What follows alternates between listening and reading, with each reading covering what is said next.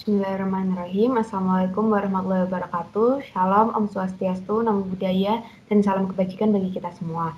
Kami dari kelompok 6, kelas B, pada mata kuliah basis data, izin mempresentasikan hasil diskusi kami mengenai bagaimana cara membuat ERD atau Entity Relationship Diagram.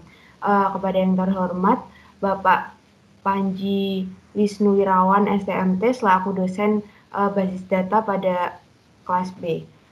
Selanjutnya, kelompok kami terdiri dari 5 anggota, yaitu perkenalkan, nama saya Ardi Argita Tamara Cahyani dengan NIM 24050120140076. Saya Elizabeth Nadia Jovita dengan NIM 24050120130054. Saya Gloria Carla Sitepu dengan NIM 24050120130048.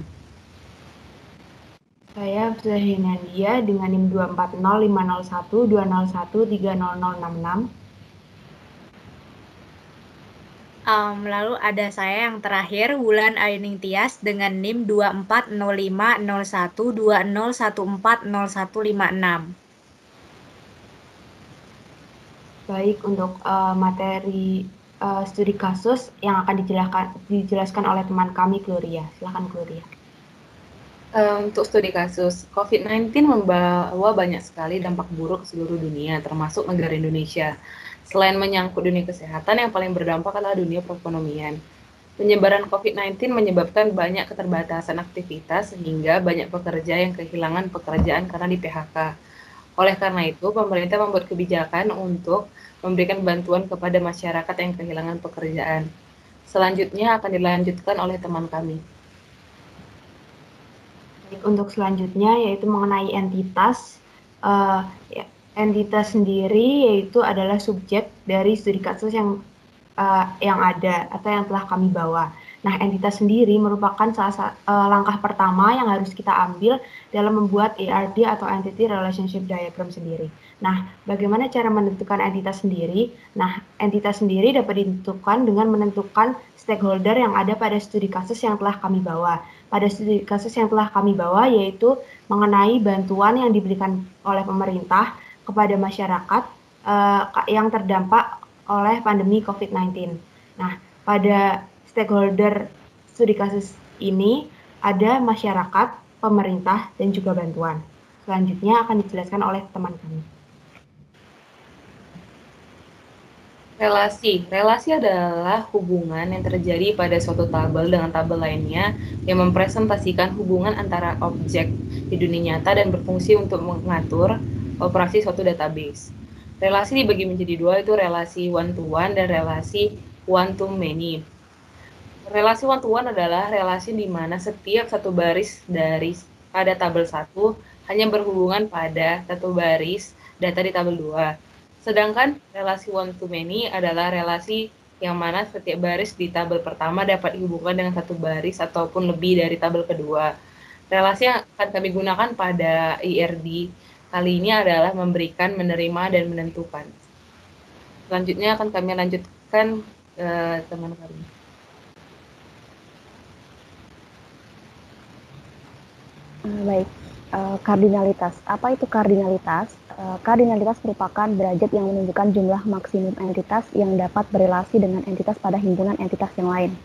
Macam-macam kardinalitas dibagi menjadi 3, yaitu one-to-one. Apa itu maksudnya one-to-one? Artinya yaitu setiap anggota entitas A hanya boleh berhubungan dengan satu anggota entitas B, begitu sebaliknya. Kemudian yang kedua, yaitu one-to-many. Maksudnya yaitu setiap anggota entitas A dapat berhubungan dengan lebih dari satu anggota entitas B, tetapi tidak sebaliknya. Kemudian yang ketiga, many to many. Apa itu maksudnya?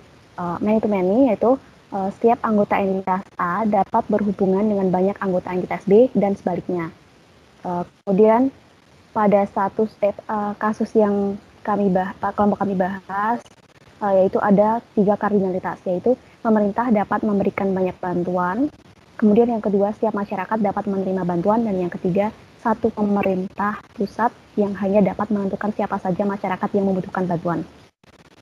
Kemudian akan dijelaskan oleh teman kami.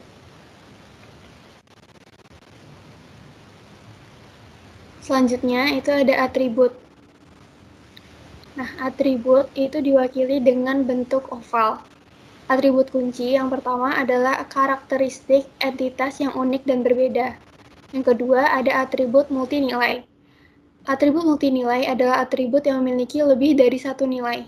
Atribut multinilai ini disimbolkan dengan dua oval. Dan yang ketiga ada atribut turunan. Atribut turunan adalah atribut yang didasarkan pada atribut lainnya, disimbolkan dengan oval yang bergaris putus-putus. Dan berdasarkan kasus yang kita ambil bisa dilihat bahwa ada 3 entitas. Yang pertama ada masyarakat dengan kunci primer, NIK, dan atribut usia, penghasilan, alamat. Yang kedua ada pemerintah dengan kunci primer, nama instansi, dengan atribut tingkatan.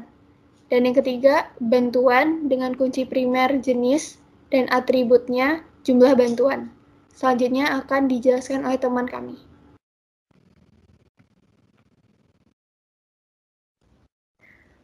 Nah, selanjutnya itu ada ERD itu sendiri. Dari penjelasan yang tadi, teman-teman udah ngejelasin apa aja relasinya, pengertiannya juga apa aja, terus ada entitasnya, juga ada kardinalitas, terus ada atribut sama kunci primernya. Nah, sekarang tinggal ngejelasin ERD-nya, atau ini adalah ERD yang udah jadi dari kasus kita di atas. ERD itu sendiri adalah suatu model untuk menjelaskan mengenai hubungan antar data dalam basis data berdasarkan objek-objek dasar data yang memiliki hubungan antar relasi. Lalu di sini saya akan menjelaskan satu persatu dari ERD itu sendiri, bagian-bagian dari ERD. Yang pertama pastinya ada entitas yang terdiri dari pemerintah, masyarakat, dan bantuan. Di sini entitas dilambangkan dengan bentuk persegi panjang. Nah, setelah itu juga ada namanya atribut. Nah, atribut ini dilambangkan dengan bentuk oval. Nah, dari atribut pemerintah itu ada tingkatan, atribut dari bantuan itu ada jumlah bantuan, juga atribut dari masyarakat itu ada penghasilan, alamat, juga usia dari masyarakat itu. Lalu yang ketiga ada relasi. Nah, relasi di sini dilambangkan dengan bentuk belah ketupat. Nah, relasi ini itu hubungan antara entitas satu dengan entitas yang lainnya. Nah, di sini ada relasinya ada menentukan, menerima, juga memberikan. Nah, selanjutnya itu ada kunci primer. Kunci primer itu sendiri adalah ciri khas atau karakteristik suatu entitas dengan entitas yang lain, atau yang membedakan satu entitas dengan entitas yang lain. Di sini ada kunci primer dari pemerintah itu sendiri, yaitu ada nama instansi. Kenapa dari kita pilih nama instansi sebagai kunci primer? Karena menurut kita nama instansi dari pemerintah itu memang merupakan ciri khas dari pemerintah itu sendiri. Contohnya ada dinas pendidikan, dinas kesehatan, ataupun sebagainya. Terus yang kunci primer dari masyarakat itu adalah NIK atau nomor induk kependudukan, di mana menurut kami NIK ini sudah mencakup semua data yang ada pada masyarakat itu sendiri. Ada termasuk dia tinggal di mana, terus juga termasuk juga usianya berapa, jumlah keluarganya juga sudah termasuk di dalam NIK itu sendiri. Yang ketiga ada kunci primer dari bantuan, yaitu ada jenis bantuan. Lalu selanjutnya saya akan menjelaskan hubungan antara satu entitas dengan entitas yang lain. Yang pertama saya akan menjelaskan antara pemerintah dengan bantuan. Di sini kami menggunakan relasi one or more to many. Maksudnya apa? Ini dari pemerintah, satu atau banyak pemerintah akan memberikan banyak bantuan. Begitupun sebaliknya. Nah, banyak bantuan ini diberikan oleh satu atau banyak atau lebih pemerintah dari masing-masing instansi. Lalu yang kedua, ada hubungan antara pemerintah dan masyarakat itu sendiri. Nah, di sini ada kami menentukan pemerintah itu pakai one to many. Karena kami pakai one to many, kenapa? Karena pemerintah di sini kami menggunakan pemerintah pusat. Karena untuk menentukan masyarakat yang layak diberikan bantuan itu memang menurut kami adalah hak dan wewenang dari pemerintah pusat itu sendiri. Di mana satu pemerintah pusat akan menentukan banyaknya masyarakat yang menerima bantuan itu sendiri.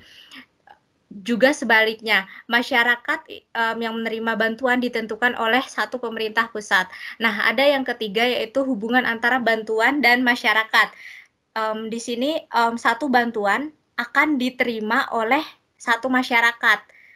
Nah, begitupun sebaliknya, satu masyarakat pastinya akan menerima satu bantuan, tidak boleh lebih. Karena masing-masing masyarakat juga punya proporsinya sendiri masing-masing. Selanjutnya saya kembalikan ke moderator.